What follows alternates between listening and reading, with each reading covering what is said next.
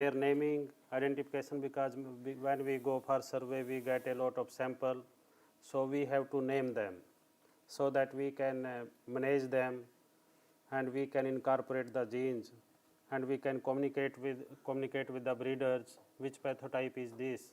So for that, naming of pathotype is very important. And this is the building where this IIWBR regional station, Flowerdale. In this building, all the rust work is going on, and Dr. K.C. Mehta started work here. ये तो फिर नहीं चल रहा है.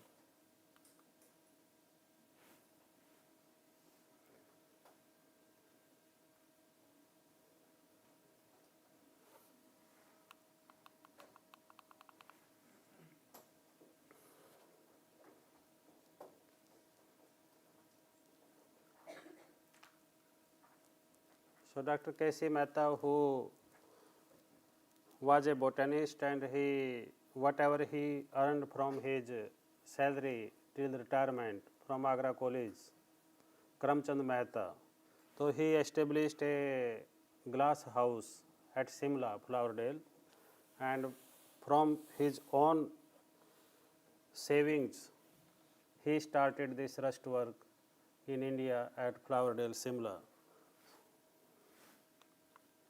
So Dr. K.C. Mehta, 1892 to 1950, so he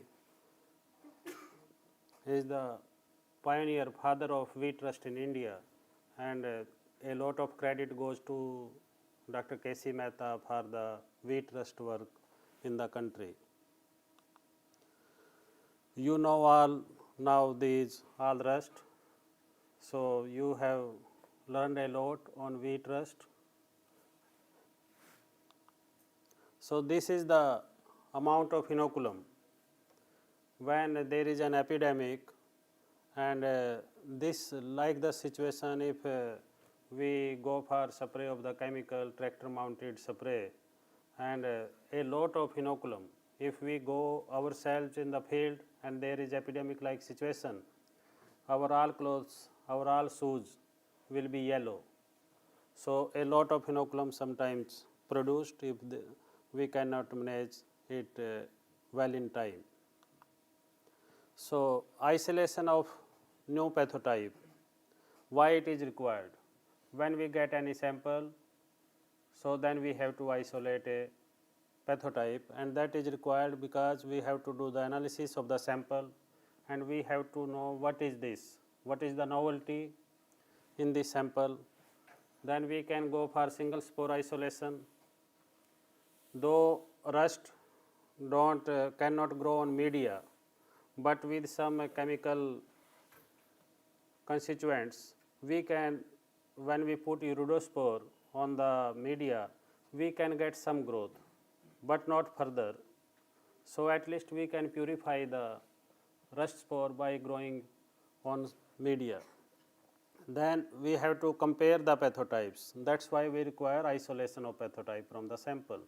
We have to compare whether this sample contains same pathotype which we are already having in our repository, or this is the different pathotypes.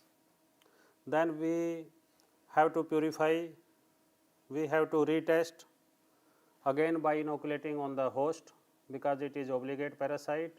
When we will inoculate on the host, whether there is a disease or not, whether that sample collected already spores, dried, avirulent, desiccated, there are many factors. When people send sample, so they don't send properly also sometime.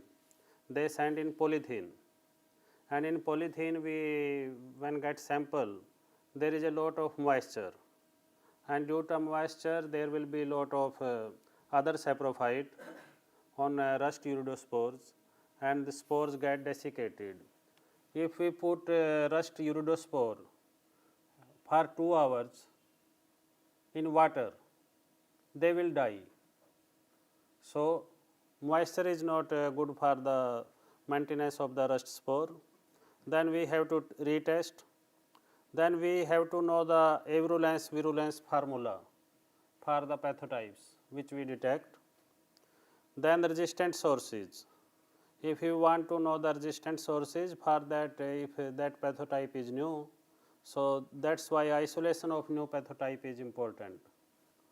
Then preemptive breeding, we have to start the breeding program so that if that is new pathotypes, we can prepare in advance. So new pathotypes are very important. If that is new, we add it to the repository. If that is old, then we are no much worry because already work is going on. And then we have to communicate this information for new pathotype through publication, and then we have to decide whether this new pathotype which we have as isolated, whether we have to release that or not. Sometimes we get only one sample of new pathotype. So immediately there are 31 locations in the country where rust work is going. For stripe rust there are 10-12 stations. For stripe rust evaluation is done if we start from Simla, then Tutikandi, then Bajora in Himachal, then in Srinagar, then Jammu, in Punjab, Ludhiana, Gurdaspur, and far under natural condition also in Ropar area, then in Haryana, Karnal, then in Delhi, Hisar, and Durgapur also. We also evaluate the material at VPKS Almoda and in Pantnagar also. So these are 10-12 stations. So if we get a new pathotype, that is only one sample. We cannot immediately give to the breeders or pathologists for evaluation that sample. Otherwise that pathotype will go in the field and that will be an introduction. So until and unless that pathotype is not reported in a certain number of samples, we don't release that. And when we get a new pathotype, it is our experience, first year we will get 5-7 samples of that pathotype. Next year we will get around 20-30, next year maybe 30-40. So it takes 3 to 4 years to release a pathotypes, because by that time that pathotype has increased naturally in the farmer's field, that is in the nature, and we have not introduced that, and within 3-4 years we are also ready by crossing the material, and we may be available with some good material for resistance. So this is very important if we get new pathotype, when we have to release it or not to release it. These are different infection type for different rust. For stem rust, black rust, you can see some leaf are very free from the disease. In others there are some chlorosis, but in others there is also very large spots. So in rust, when we go for this disease recording, there are in other disease what we do, like powdery mildew, 0, 1, 2, 3, 4, 5, 6, 7, 8, 9. And for our ease, we don't say that this is 1, this is 2. We generally go for 1, 3, 5, 7, 9 for powdery mildew, because we can identify what is 1 and what is 3. So with our eyes, visual observation, it is not so simple that we will record 1, 2, 3, 4 like that. So it is better to fix your eyes practically that I have to score 1, 3, 5, 7, 9. Another advantage of this method is that you can score large number of material by doing that. So likewise in rust, in Australia they score like this. Rust scoring is done from 0 to 9 in Australia, because in Australia, whole of the Australia, there are only 8 breeders.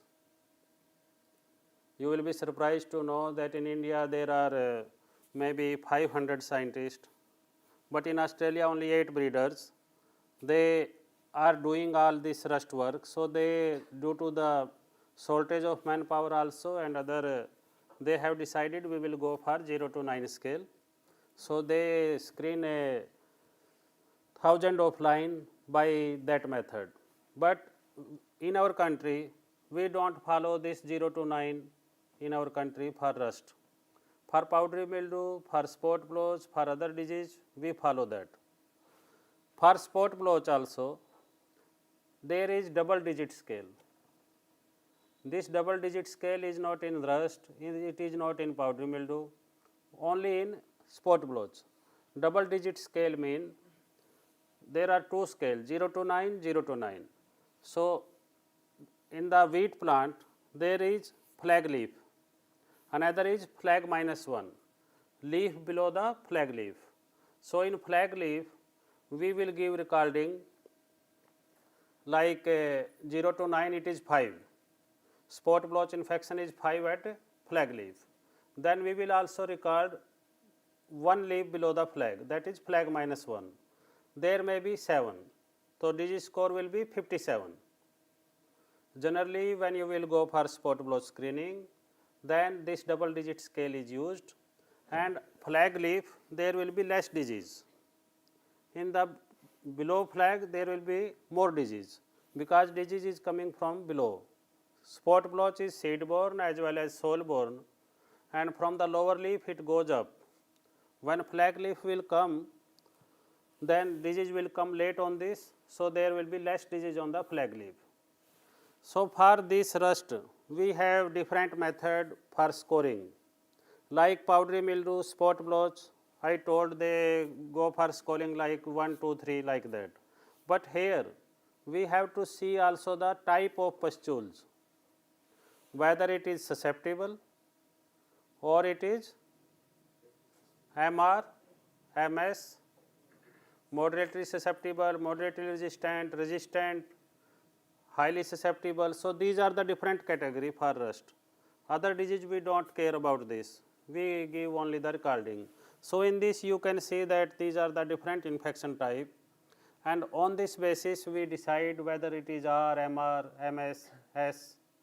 And another criteria is also we give scale like this is 0, this is 1, 1 plus, 3, 3 plus, like that also in rust.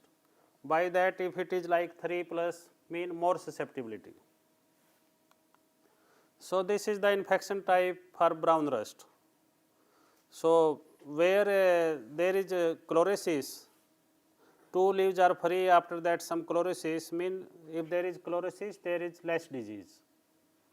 And large spots to the other side mean there is more disease. For yellow rust also like this. So yellow rust, the pustules are easily we can diagnose, and scoring is easy with the yellow rust as compared to other. Like need for identification of pathotypes. Why? Because resistant variety becomes susceptible. So that may be due to the new pathotypes or old pathotypes. Then to bring into culture collection for evaluation of the germplasm, then characterization of the resistance gene, to know the implications if this is new pathotype, to orient the breeding program, varietal development. So these are the main points why we require the identification of pathotypes. So variability in wheat rust, this phenomena of parasitism was reported by Schroeter in 1879, and Erickson, very important name for wheat rust, in 1894, he cross-inoculated 5 varieties like Triticei, Aveni, Scalis, Agrostidis, Poi, and from that this concept of Forma specialis came, Erickson in 1894. When he inoculated on different host, on the basis of the host, if it is oat, he gave the name Aveni. Like that for other host, names were given, and these were called Forma specialis. Each forma species contain many races, like genera, species, then forma species, then after that race, and after race pathotypes. Mean one race may be having many pathotypes.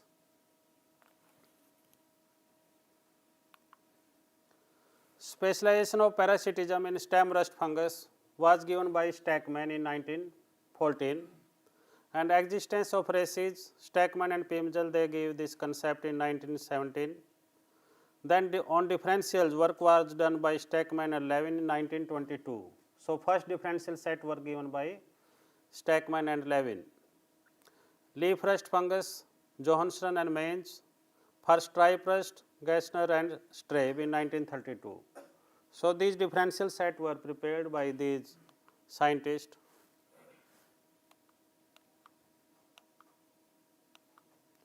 So pathotype, as I already told, genus, species, forma species, then race, then pathotypes. Then what is race, what is pathotypes? Can you tell anyone what is race, what is pathotypes?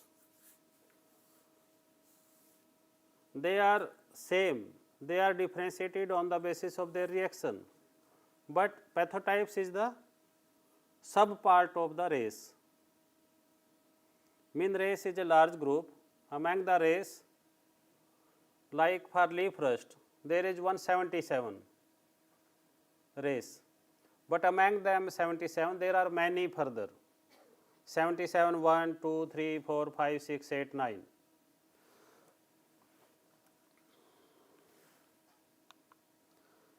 Like infection type, I already told you. Then this gene for gene hypothesis. You know, as pathology or genetics students, you know what is gene for gene hypothesis. So, Flor gave in 1952. And before he started experiment from 1942 and then 46, 49, finally in 1952 he said that what is gene for gene hypothesis. This was given in which rust and fungus? Linseed rust. So because for him also, like Mendel worked on pea, on linseed it was easy also to work. So sometimes these discoveries come if you are working on a proper plant and with a proper pathogen, then this system worked very well. So what is this? This gene for gene hypothesis state that for each gene controlling resistance in the host, mean resistance gene present in the host, then there is a corresponding gene which confer pathogenicity in the pathogen. So there this is relation among both in the host and the pathogen. The resistance of host is governed by dominant gene and virulence of pathogen by recessive gene. Then for each resistance gene in the host, there is a corresponding gene for avirulence. Avirulence means pathogen not able to cause disease in the pathogen, thus conferring resistance, and vice versa. Mean resistance gene in the host and avirulence gene in the pathogen, and vice versa. This is gene for gene hypothesis. So what is a protein for protein hypothesis?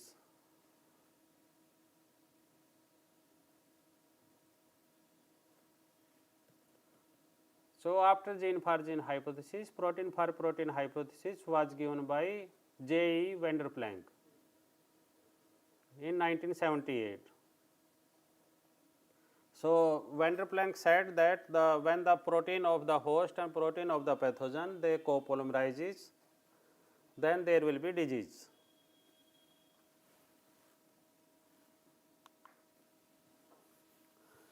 Flor also showed that the inheritance of the both resistance in the host and pathogen to cause disease is controlled by pair of matching gene. One is a plant gene called the resistance gene, other is a parasite gene called the avirulence gene. Plants producing a specific R gene product are resistant towards a pathogen that produces the corresponding AVR gene product.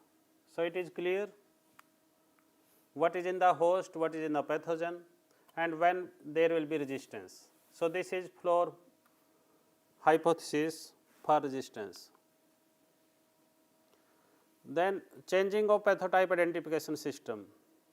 Earlier there were varieties, and those varieties were taken as differentials. But after that, that was not serving the purpose when new pathotypes were appearing. So we need single gene line, near isogenic lines.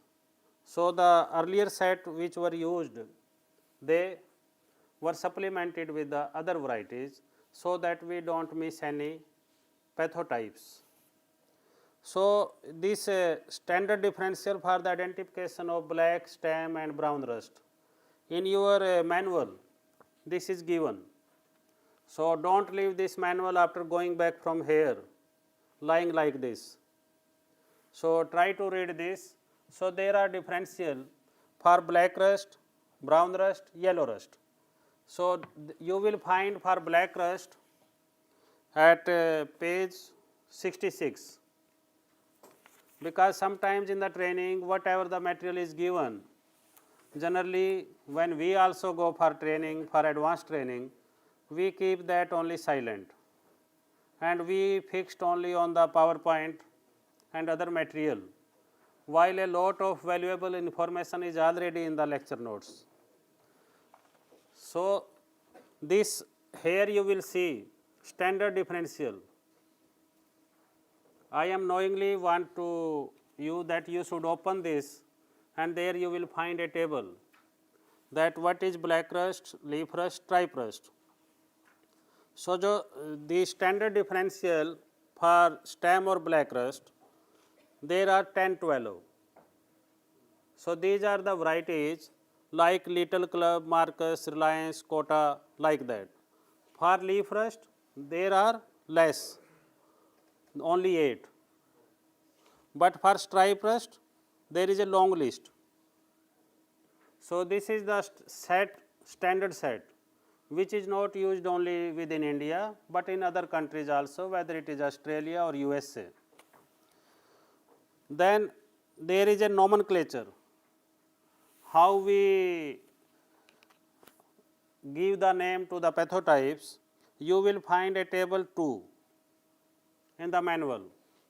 That is the North American stem rust nomenclature code sheet. So our nomenclature is different than the American system. Like we call for stripe rust 46S119. They don't call this. So at international level, there is effort going on so that there should be a uniform nomenclature at global level, so that we can communicate each other, we can understand easily what is the pathotype in America, what pathotype in Australia, and what is in India. But this different system is going on since many years. Then these you will see that here this is L or H in table 2. What L indicate? What H indicate? L mean less infection, H mean high infection.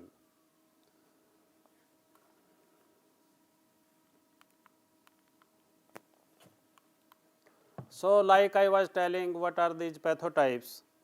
If you take this case, these are the Indian pathotypes. These are for leaf rust. So from 1954, 1974, then 76, 84, 84. So these many pathotypes, many groups within Puccinia triticina have been identified by inoculating the new pathotypes on a set of differential line.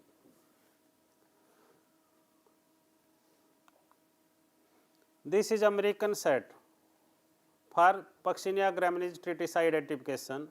They have 4 gene differential set 1, 2, 3, 4, 5, these are, and they are using different gene. Mean set 1, these are the varieties in the set 1, like SR5 gene is present in that variety.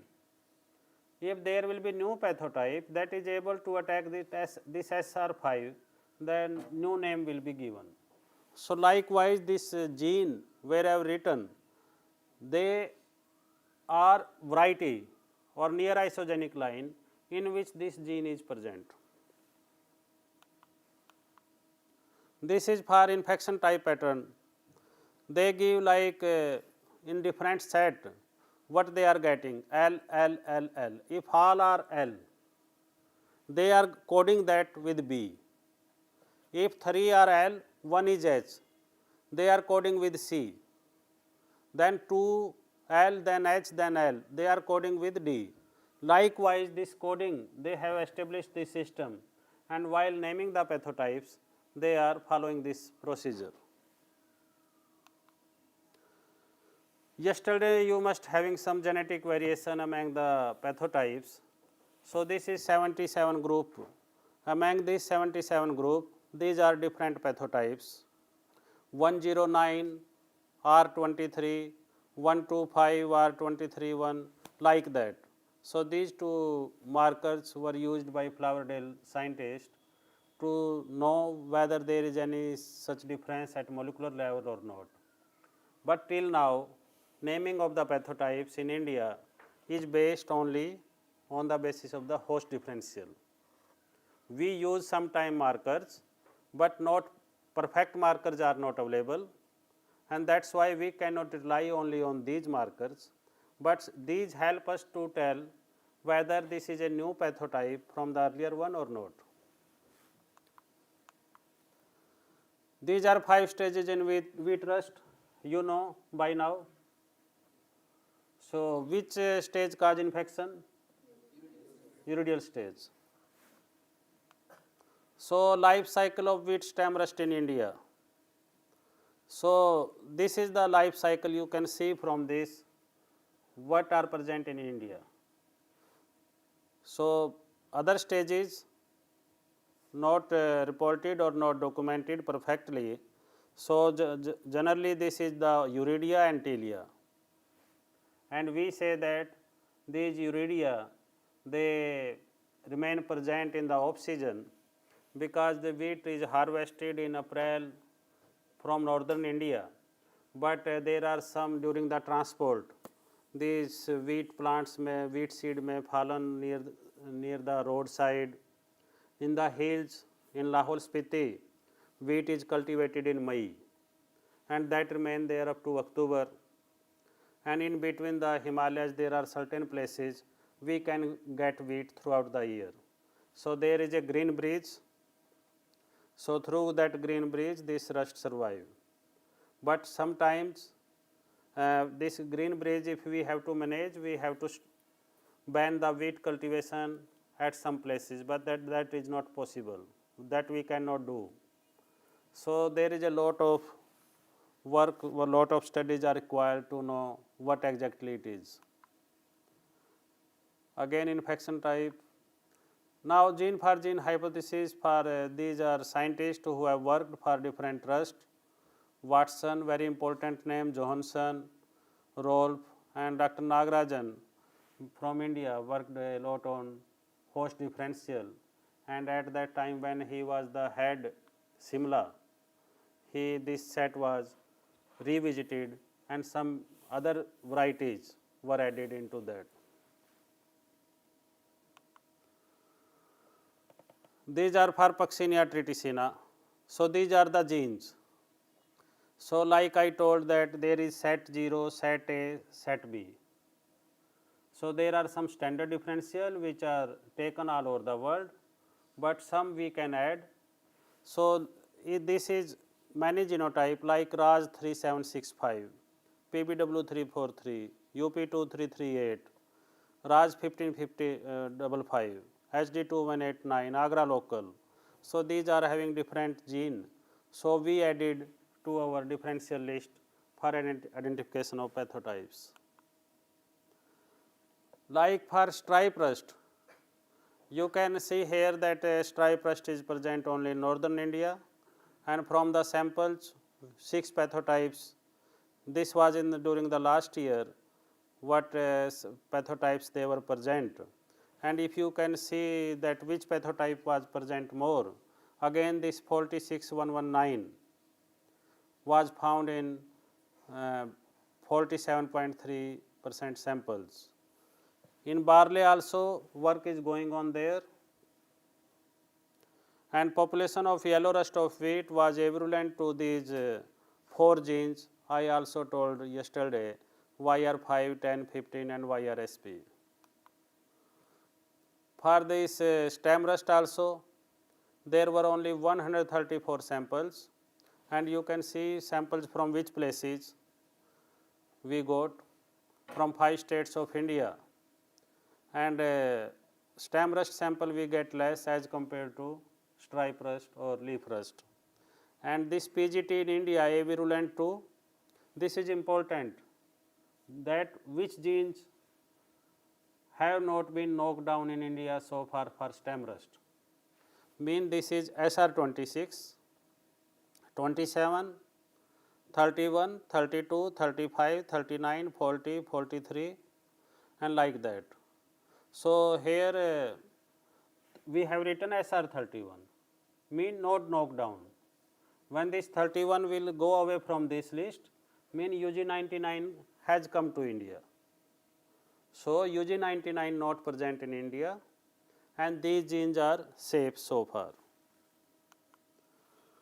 For Puccinia triticina, so last year all rust were less as compared to earlier years. So, only 292 samples from 11 states, and from Nepal also sample we get, total 23 pathotypes, and this PRT equivalent to LR24, 25, 29, 32, 39, 42, 45, 47. So, these are the genes. So, breeders can use these genes whether LR or YR or SR. Then you know already that this UG99, another name is TTKSK. So, sometime you will get in ARS one question or NET exam, TTKSK, TTT, then many names, which is UG99. So, UG99 is TTKSK. So, this is virulent on SR31, and there are the reports from many countries after that. So, in India, stem rust can cause damage in 7 million hectare area, and if this UG99 come to India, then this 7 million hectare area of central zone can be affected, even in the northern it can affect. So, but during last 20 years it has not reached to India, and hopefully it will never come.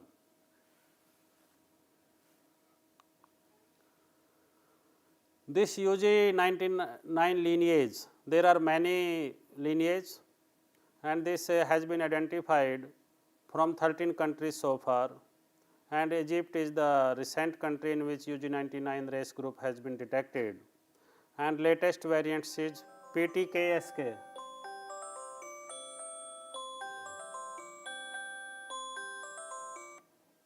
Latest is PTKSK, earliest is, so you can remember, I think, first and the last till now. Then this last one is detected in South Africa in 2017. This is a total number of the pathotypes. In addition to the wheat rust pathotypes or barley pathotypes, linseed pathotypes are also maintained at Floridale Simla, and for leaf rust 62 pathotypes on wheat, barley 5, oat 4. Stripe rust is only on wheat and barley, stem rust is only on wheat. So, these are the pathotypes. Mean no pathotypes from barley for stem rust. Stem rust is only on wheat. So, this all I wanted to convey you from Dr. S.C. Bhardwaj. On behalf of him, I tried. So, in the manual, these genes have been given. What is the gene for gene relationship?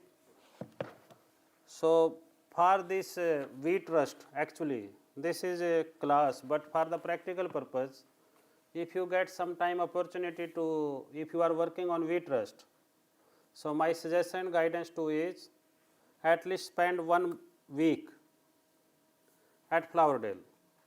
When you will do yourself, you will inoculate there, then only you will be able to understand how this naming is done. Only theoretically, it is not possible to understand it 100%. When you will do by your hand, and then you will code how these codes are being done. There are the registers. When sample come, entry is made in the register. Then after that, in the forenoon every day, they inoculate and they take that data. So there is a practice in the morning, they will go in the glass houses and they will do that work. Then when you inoculate there, how when you will come back, so if that is a new pathotypes, how you can disinfectant yourself also. So I will suggest you, if sometime you get opportunity, visit Flowerdale so that you can become perfect in this. So with this all, if you want to ask.